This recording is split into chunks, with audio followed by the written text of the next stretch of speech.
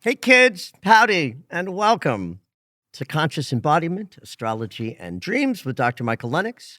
We are here talking about February 10th through the 16th, sort of right in the middle of the month. I cannot believe how fast the year is going. I have such a strange relationship with time and dates because I write every day. Right. So every day I'm in the process of tick, tick, tick, tick. So in that process of ticking off days, time feels slow. And then you wake up one day and it's 6 weeks into the new year. No announcements at the moment. I have a class that starts in about 2 or 3 weeks, which I'll talk about when we get there. I'm teaching my Finding Your Voice class in a bit. And we got a question from Tiffany, which I thought was an appropriate question given how much retrograde energy is going on now and into the next couple of months. Hi, Michael. I was wondering if you might be able to answer, perhaps on the podcast, if and how the impact of a retrograding planet changes when that planet is also retrograde in the natal chart. Thanks. Tiffany. So indeed, when you have a personal planet, Mercury, Venus, or Mars, retrograde in your natal chart, you will likely feel more comfortable than most people around you when that planet goes retrograde, because your consciousness that's described by the map of your natal chart at the first, from the first breath that you took, if one of those personal planets is backward facing when you take that first breath, and that is your consciousness of Mercury, Venus, or Mars. Now, with the social planets, if I were interpreting someone's chart for them, which is not really how my sessions work. My sessions are much more sophisticated than that. I don't take people through their charts and say, well, you're a Leo, so you're very attention-seeking. But I would interpret a distinction between Jupiter or Saturn, retrograde or direct, within the chart. But I wouldn't then speak to Saturn retrogrades and Jupiter retrogrades as being significant for that person. I don't believe that they would be. The interpretation would be how you relate to karma and responsibility, and how you relate to manifestation and expansion might be distinct based on a retrograde or a direct posture. But the personal planet retrogrades count. Because I'm a psychologist, the language that most fits for me about personal planet retrogrades, whether it's placement in the natal chart or by transit, is that a retrograde personal planet is like somewhat tethered into the unconscious. So, in terms of transit, when the planet goes retrograde, each one of us, because they're personal planets, they operate collectively. When that planet goes retrograde, that planet's consciousness is visiting each of our unconscious experience to help rewire things that we're typically not aware of. So with like Mercury retrograde, which is the one that is most frequent and people are most familiar with, we shift how we think and perceive and get more sophisticated and advanced with that because Mercury goes retrograde 3 times a year. So all of our collective sense of mind undergoes a process that we come out the other end different in our thinking. Same with Mars in terms of actions and relationship to the body and work and all that stuff. And Venus, it's about matters of the heart, and the emotional body regulation and finances. So it doesn't mean that if you have those planets retrograde in your chart that you're not going to have an unconscious processing experience in a retrograde. You are, that's what it is. But you will have an easier time of it with regard to the bumpiness that those cycles can bring. If someone has Mercury retrograde in their chart, I know there's going to be some hindrance to communication, perception, or how they use their voice. But there's no rule about what that's going to look like. Like for the one person, it might be they have a deeply contemplative nature. For another person, it might be that they can't speak up when they need and want to because they have an incredible sort of shutdown in their voice. And part of the challenge might be Mercury retrograde. But there's always going to be something. And with Mercury, it's really very obvious. With Venus and Mars, it's a little harder to gauge, but a good session is about a conversation, and we would talk about how do you relate to love and intimacy by virtue of this retrograde. People can learn and understand what it means for their natal chart. So I've talked way too long on a very simple question, and so let me just sort of wrap it up and say, yes, you still go through an unconscious process when one of the personal planets turns around and goes backwards, but you will have an easier experience of that process if Mercury, Venus, or Mars is retrograde in your natal chart. And since they're all either retrograde or going retrograde now, it's a good time to answer this question.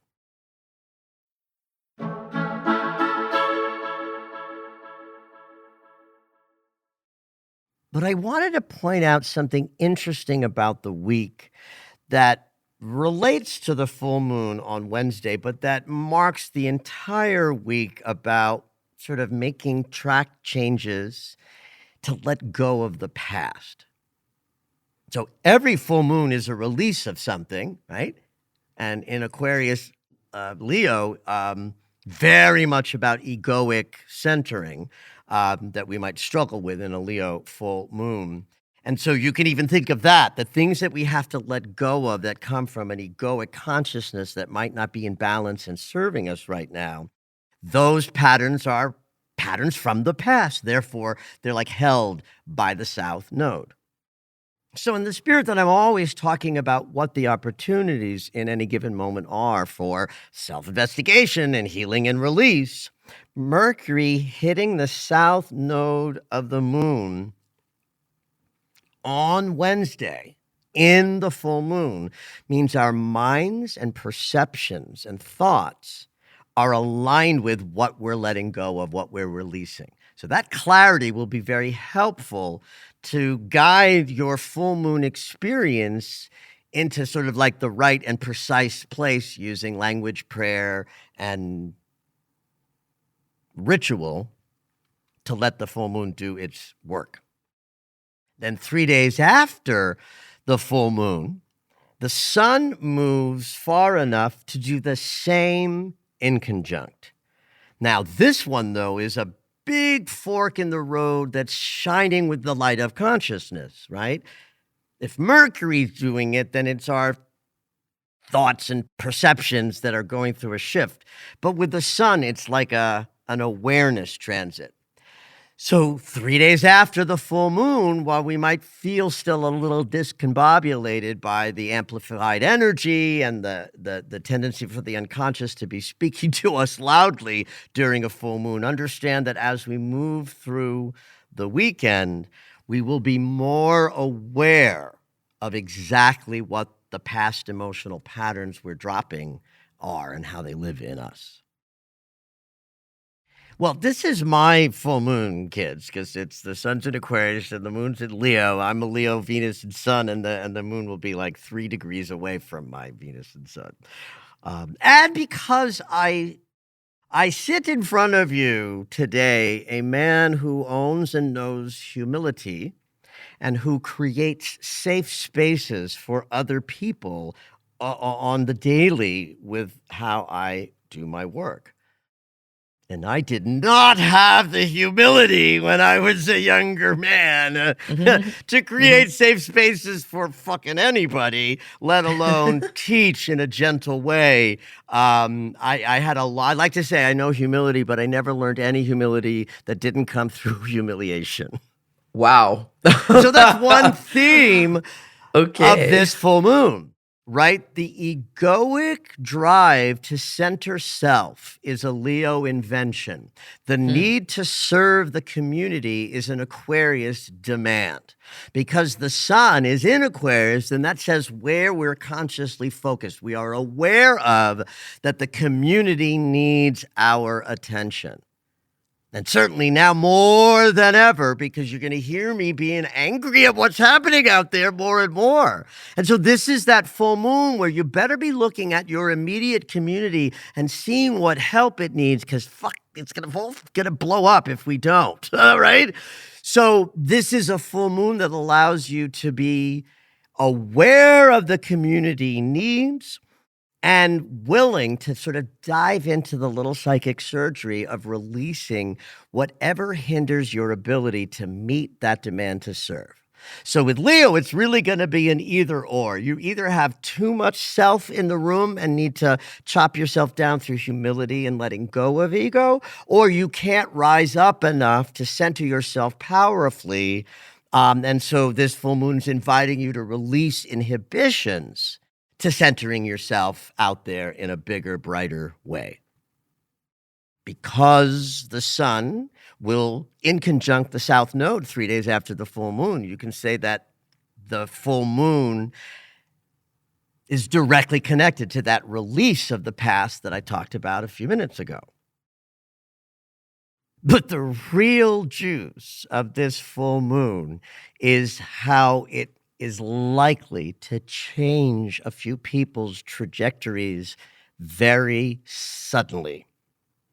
Uranus is T-squaring the full moon with an orb of influence of just over a degree. That means it's a very exact T-square. Sun and moon in an opposition, Uranus splitting that opposition into two equal 90-degree angles of conflict, obstacle, and stepping stones that we have to cross over to get to where we want to go. So in a full moon, the stepping stones are going to be facing the things that rise up very suddenly that look like your unconscious telling you this has to go. You got to change that. You got to move in a new direction. Let go of this, this, and that. So anything that you're in the process of releasing, especially if it's an old emotional pattern, this full moon can help.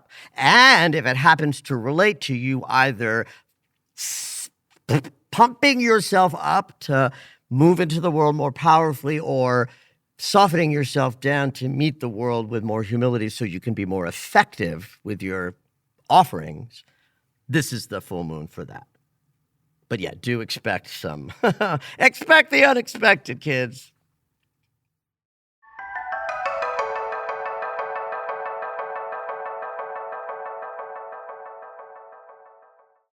Mars is retrograde, 17 degrees of Cancer.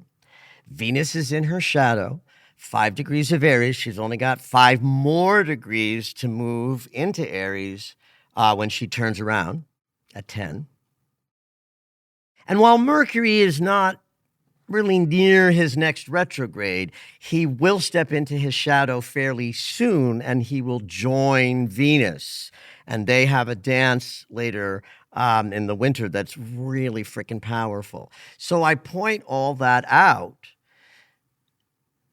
And I love how this connects to the question that we asked. The fact that Mars is retrograde in a full moon means that our bodies, where all emotional patterns are held, is ready to give them up, ready to let go of some stuff. In fact, that's really a hallmark of Mars retrograde in Cancer and Leo.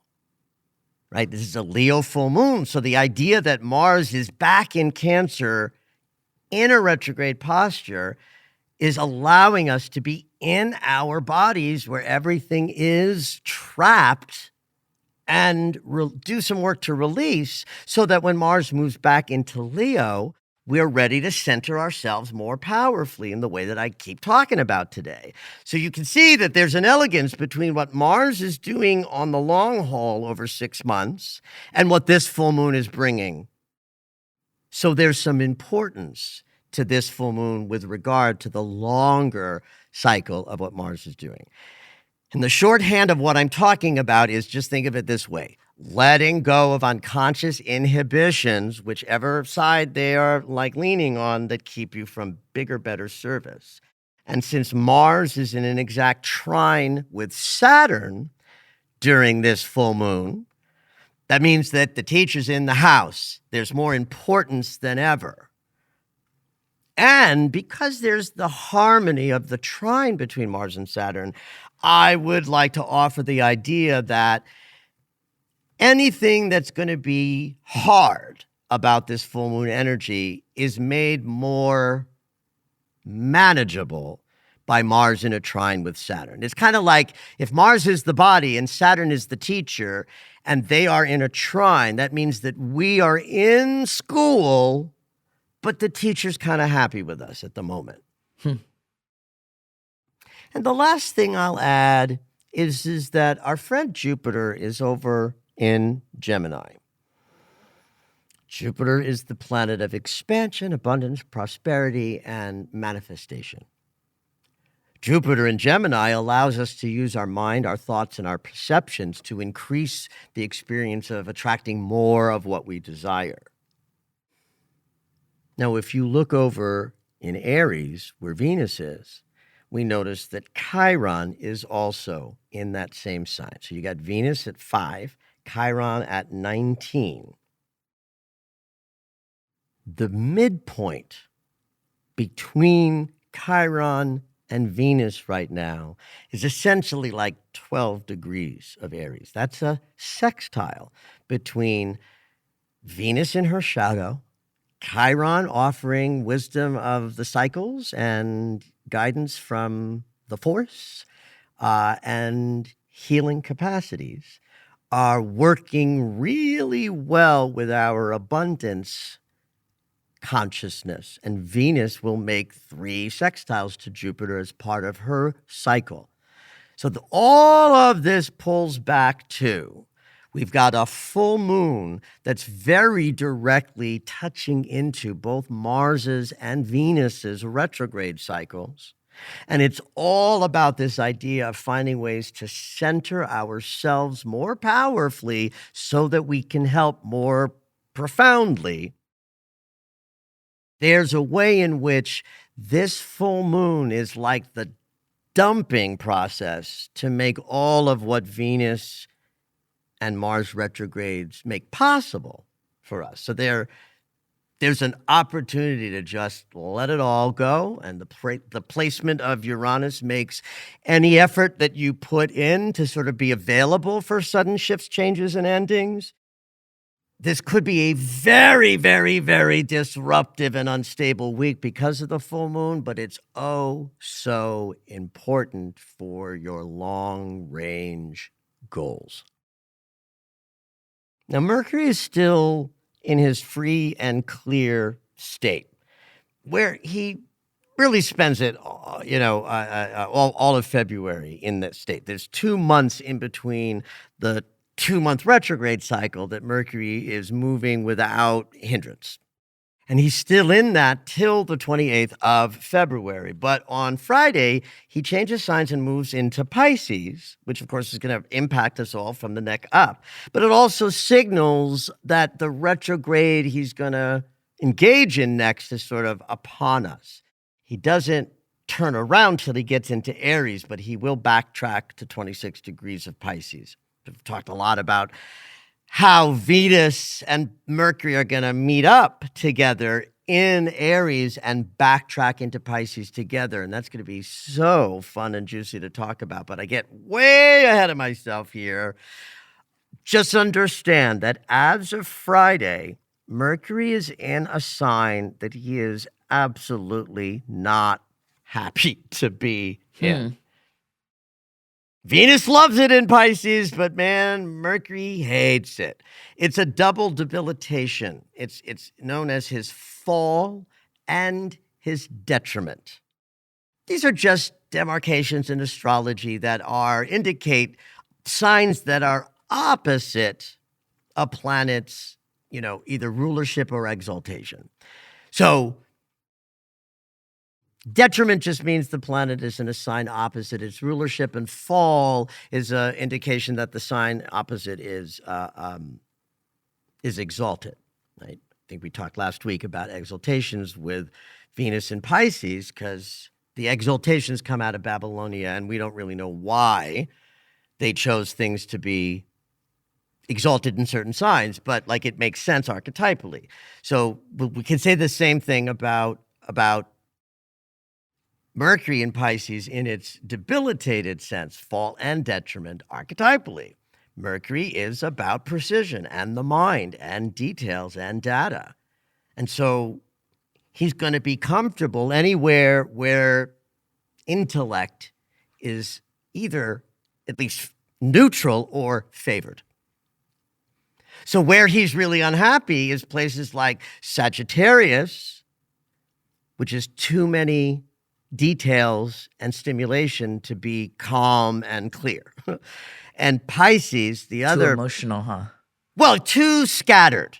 Oh. I wouldn't say emotional because Sagittarius is a fire sign. Mm-hmm. It's more like anxiety, monkey mind, intrusive Oh, no, I mean thought. Pisces, too emotional. Oh, yes, absolutely. So, yes, if you then go into, why is Mercury so unhappy in Pisces? Too emotional, too unclear, too blinded. This is why Venus loves it here, because the heart doesn't need to know where it's going.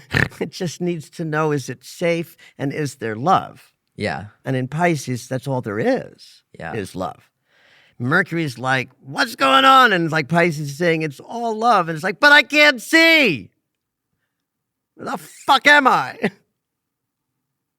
So normally I would say that we can be treated to this difficult communication for 2.5 weeks. But of course, Mercury will zip through Pisces in 2.5 weeks. But I just want you to know he's coming back. So be a little extra mindful over the next 2.5 weeks, starting on the 14th, of ways in which you feel unclear or unable to set boundaries or feel confused about something that you feel like you should be more clear about because of where you were recently. Anything that feels overly foggy as a challenge might be part of the Mercury retrograde experience. But again, I'm getting way, way, way ahead of myself. All you really need to know, all you listeners of this podcast, is that on the 14th, our communication and perception shifts a little bit and goes into territory that's a little cloudy and confused and unclear. The but and the end to this is just love that yet another planet is participating in the outrageous crossing of the birth canal that's happening in 2025, the first half, with Neptune and Saturn and Venus and Mercury retrograding together in March. I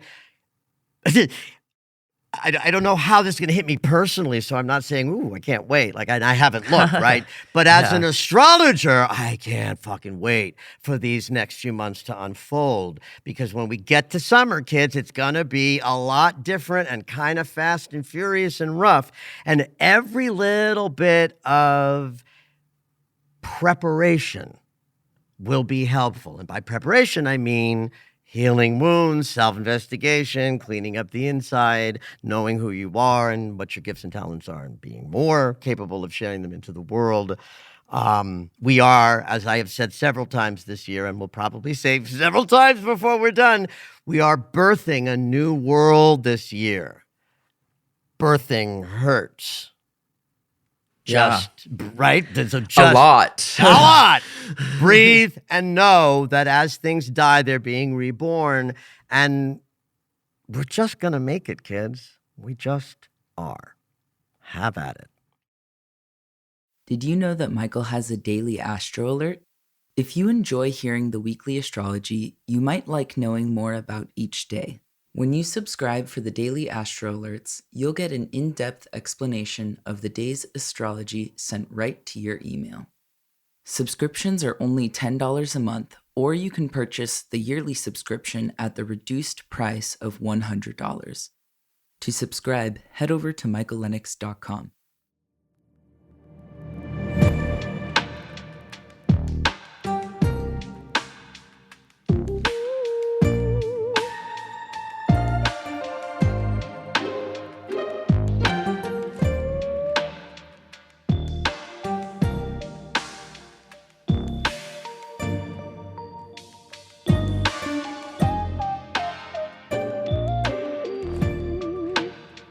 All right, it's dream segment time. Every week, Dr. Michael will interpret dreams that are sent in via email or take a live caller. If you would like your dream interpreted on the podcast, you can go ahead and email us at dreams@michaellennox.com. Hopefully your dream will make it onto the show.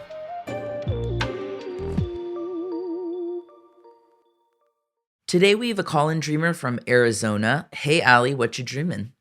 Hi, Zoe. Hi, Dr. Michael. Thank Hey, you so hey. much for having me on. So I'm just going to read from the email that I sent you guys because Okay, perfect. I wrote this as soon as I woke up. In the dream, we're living in a house. That's my husband, my daughter, and I. We're living in a house and neighborhood that I don't recognize. My husband, my daughter, and I live with my dad, but things feel tense. I see my daughter in one of the rooms of the house, and I ask her to come outside with me, knowing her dad is outside. She says no, and I say okay, and I walk out. My dad is also in the room, laying on the bed looking at his phone, and we say nothing to each other. I walk outside, and my husband is across the street leaning against a white picket fence. I'm not sure what he's doing. I Huh. tell him that I'm going to go for a bike ride, and he says, "This isn't a time to ride your bike. ICE is going around grabbing people in the open." I look around, and the streets are empty of people, desolate, and I decide that a bike ride isn't a good idea. I felt afraid. Then my daughter comes running over to me saying she needed to pick up poop. This was an old chore she used to have for our dog, Okay, got it. who passed away a few months ago. Yeah. Oh, I'm so And sorry for that. thank you. And she had the plastic bag and her Yeah. gloves, and she was all set. I know my dad sent her out, and I can feel he disapproved of me letting her stay inside. I look over, and my dad is now outside, and he's under a covered porch at the front of the house, laying on a large couch looking thing. He holds up a beer and says, "Come join me for a drink." I have been sober for 4 years, but I think, why not? I'll break it for him. And I walk over to join him. He is watching the football game. I get on the couch and realize there's no alcohol, but two large water bottles, and both had been drank from. They were not for me, and I accepted that. I wasn't mad. I kept trying to talk to him about the game, tell him that I had tried sports betting apps and that I was really enjoying watching football. He acted bothered, passive aggressive, and like he didn't want to talk to me. At the very end, he seemed kind of interested in what I had to say, and then my husband woke me up. So, Damn. Okay. yeah, Yeah, we've this is packed, but let me ask a couple of questions for clarity. sure. Um, Dad, would football be a kind of bridge between someone and your father in terms of him being interested in football? Yes, that was our big source of bonding when I was growing up.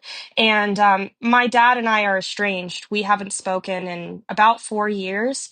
So it Mm. was strange to dream about him. And then, yeah, the football, that's something that was probably the biggest thing that connected The us. biggest connection. Okay, that's Hmm. interesting. And you are literally sober for 4 years in your Yes, waking life. yes. And so tell me a little bit about how is your husband a person you married that's your daddy? Like, how is husband your father?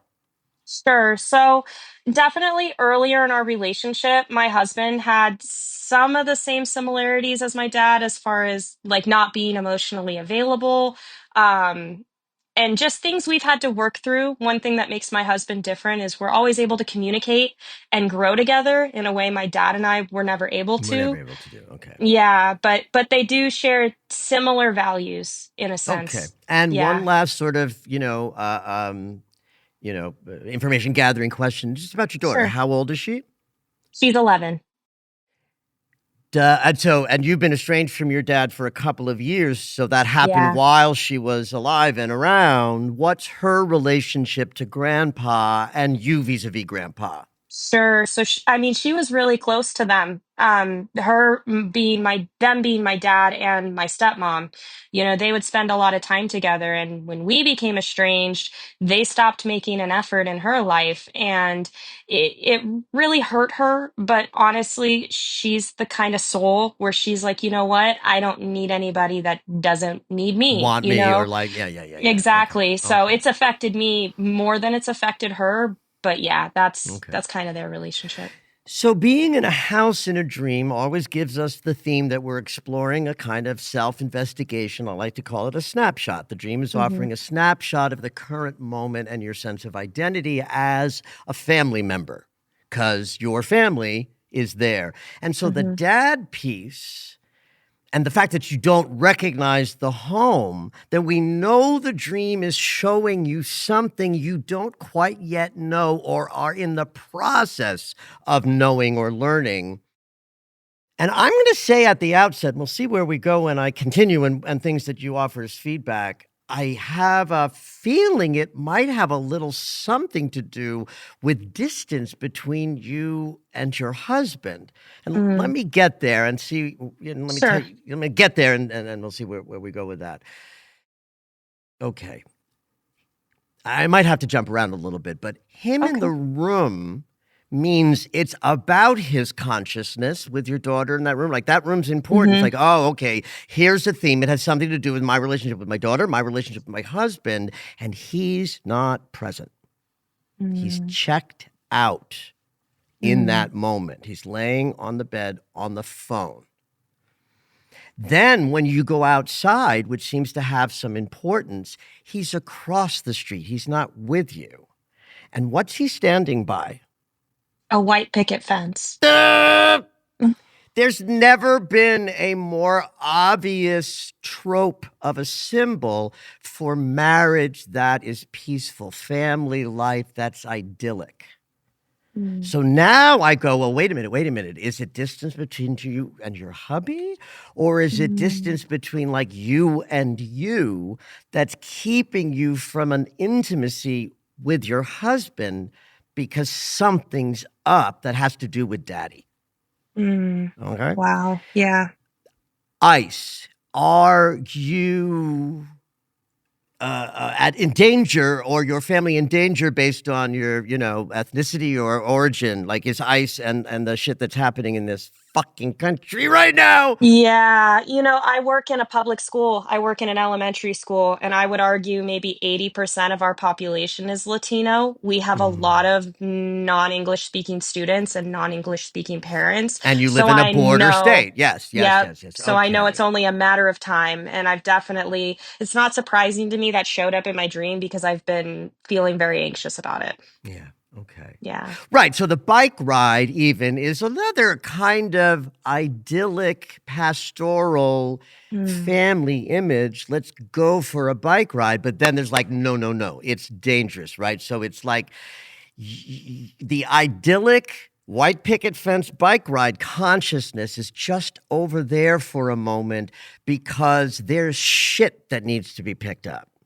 Mm. Right? Mhm. The picking Mhm. up the poop is an interesting symbol of something that's joyful and loving, doggy, that Mhm. makes, messy waste that we've got to be responsible for. And it's dad that sent her out, right? Yeah. Yeah, it was dad. So this is My where my dad, I not her get a dad, little my dad. lost here, right? Your dad, so your father issues Yep. somehow. Now, so when it, did dad send her out to pick up the poop? Yes, that was my understanding in the dream. How do you contextualize ways that your struggles as a human being in your body with a dad and a relationship like that impacting your daughter? My dad is the type of person, and my mother was this way too. They're workaholics, and there was no time for rest, and there was no time for bike rides or things like that, Oh, that's And interesting. so Be- that was why it was easy for me to receive that my dad had sent her out to pick up the poop. And why? Because that was a conflict between him and I from before, that he didn't agree always with the ways I would discipline my daughter, or that I didn't constantly have her doing Working, responsibility. doing chores, Exactly. responsibility. Exactly. So then that's interesting that in the dream, at the end of the dream, he's in a very sedative place. He's sitting on the Yeah. couch, he's drinking a beer, and he's watching a game. And the Yeah. game is, see, this is like, I'm not confused by your dream, Allie, but you can see that there's a lot of themes that Yeah. I can't tie together, but that you can, right?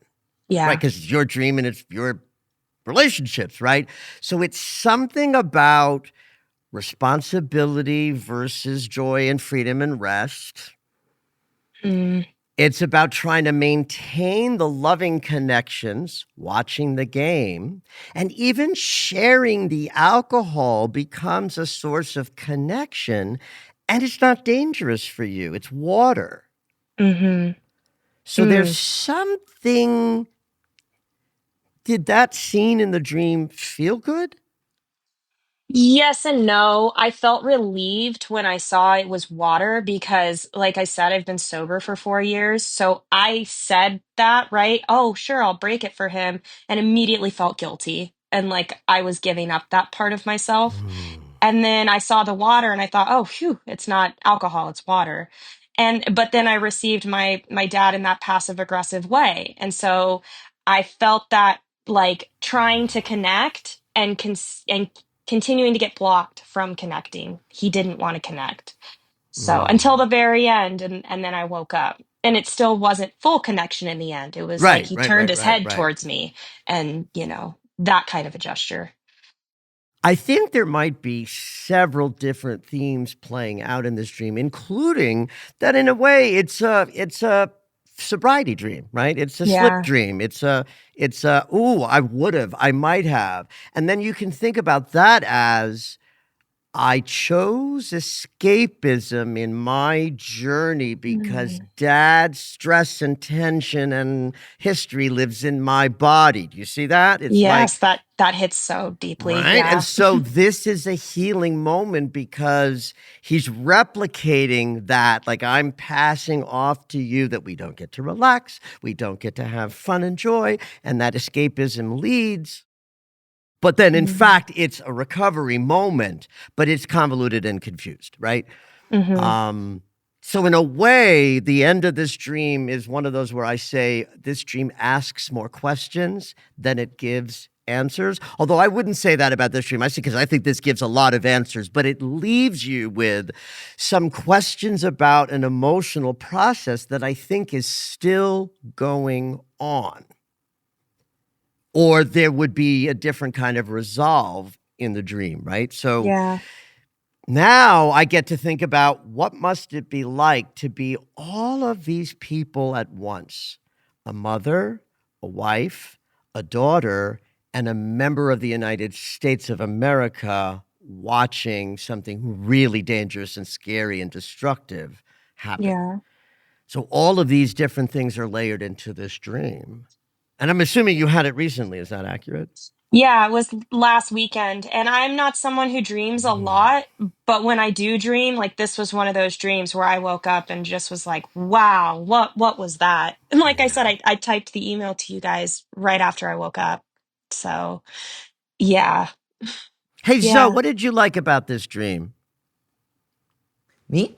Yeah, just curious. I thought it was kind of relevant with the ice. Hmm, So I like got it. kind of relevant dreams. And then I liked that it was like multi-generational, like Ooh, love obviously that. daddy Love issue. that. Like, well, Yeah, figuring no, call out, me. sorry. No, it's Well, all good. like examining relationships with parents, but Yeah. I thought it was interesting that there was your father and then also your child. So that always makes me interested. Great. And I asked because I don't pick the dreams. I don't read or hear about the dreams beforehand. And so I'm just sort of curious to layer that in, right? Because by sharing a dream here with me, you're agreeing to have the sort of interpretation be, Yeah, public. and I'm a very aware person, Yeah. I've been no contact with my mom for 8 years. I had a very rough upbringing, and so I definitely know I have daddy issues, Right, and right, that I was right. having this dream for a reason, and that was also why it left such an impression on me, Yeah. and I wanted to understand, what these things mean, because ultimately that's my purpose. I feel in my life is to heal some of these issues so that I don't put them onto my daughter, and I'm able to break some of those Do cycles. you see how the Yeah. scene with the couch and the water is reflecting success at that? I do now. I didn't see that before. It's That's wild. important to see the success as told by the storyline actions, right? And Hmm. then you add the feeling element to say, okay, this isn't quite complete. I'm not quite clean with this. I have ambivalence around this. And I'll leave you with this idea, especially if you're an American right now or in another country that's at war, Yeah.